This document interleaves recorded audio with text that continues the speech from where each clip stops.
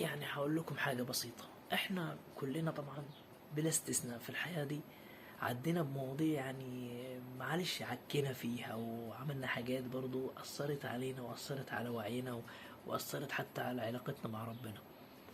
ففي بعض مننا يا جماعة بيحصل لهم، تسميها صحوة روحية، تسميها استنارة، تسميها ان انت فقت من الحاجات اللي انت كنت بتعملها دي، سميها زي ما انت عاوز تسميها.